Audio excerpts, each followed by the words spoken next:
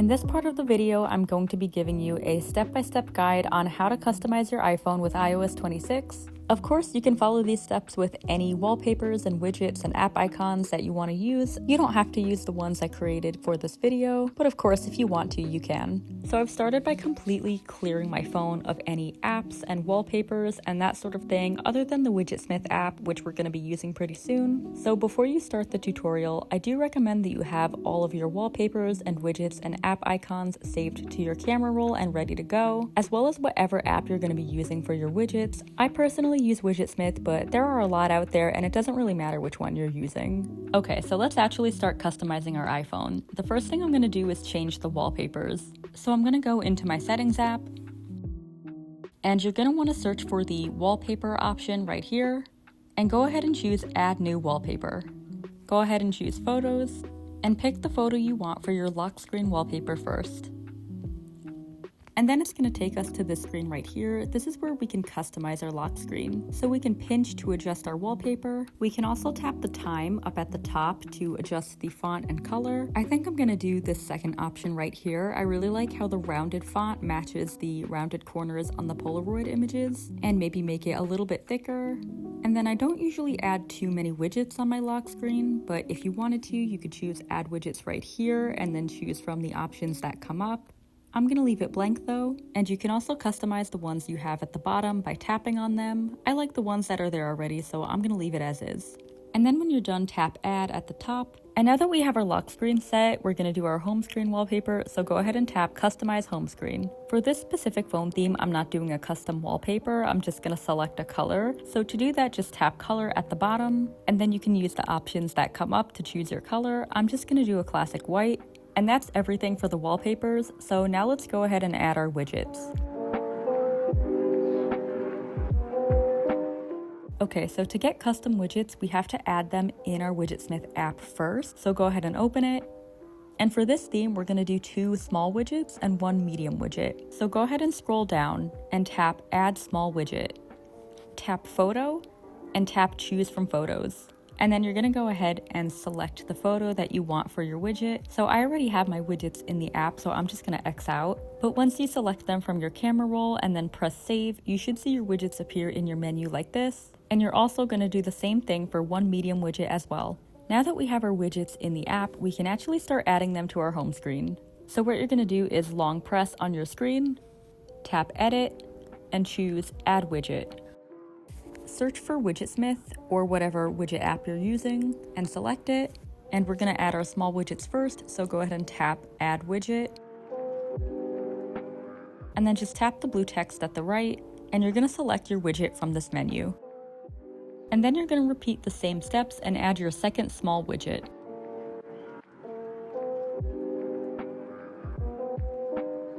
I have both of the small widgets, so now I'm going to go ahead and add my medium widget. And for this, you're going to go ahead and follow the same steps. For this part, make sure to scroll and select medium widget instead. And then once you have all your widgets, tap done. I'm going to go ahead and remove the Widgetsmith app from this page just to clean things up. Sometimes when you first add widgets, Apple does this wonky thing where the words at the bottom of each widget will look a little different. So you can see the top right one is white and has a shadow underneath, and then the other 2 are black. So to fix that, usually I just turn my phone on and off or restart it.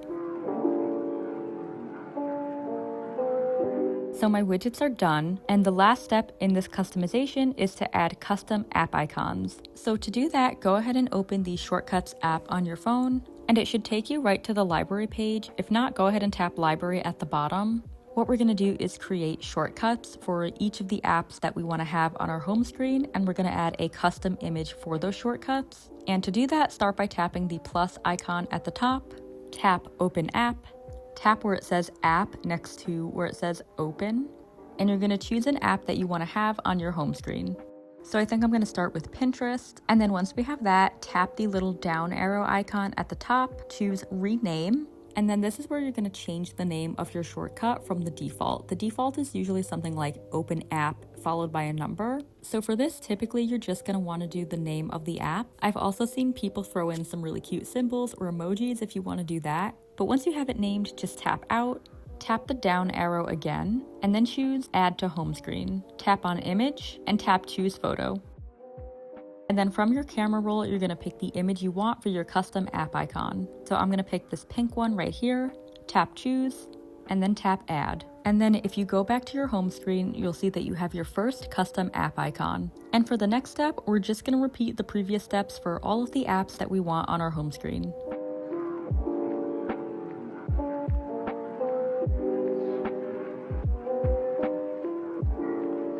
So now I'm going to go ahead and just finish arranging them.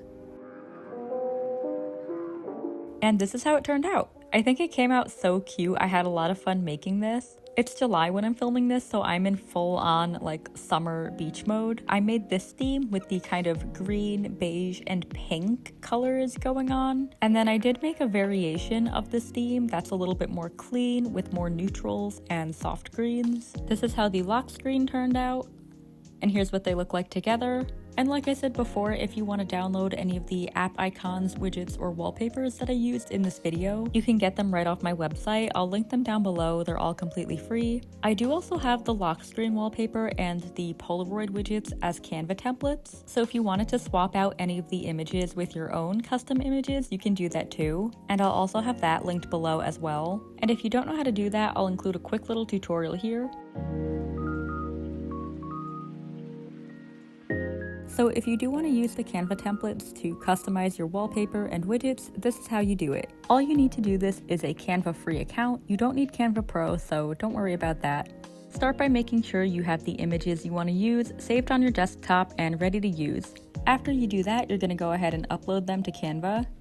Before you add your own images, I do recommend clicking on the existing images in the Polaroid frames and then clicking on Edit, and then clicking Reset Adjustments. And what this is going to do is make sure that there are no pre-existing adjustments on these images like brightness or saturation, and it'll make sure that those adjustments don't get transferred over to your images when you add them in. So then to add your own images, all you're going to do is drag them over on top of the images that you want to replace, and you can go back into Edit and adjust the images if you want to. And that's pretty much it. When you're done, you're going to go ahead and click Download at the top, and then go ahead and select the file type you want to download it as. So for this, I recommend doing either a JPEG or a PNG. It doesn't really matter which. I'm just going to do JPEG for now. Usually JPEGs have a smaller file size. And then when you're done, click Download.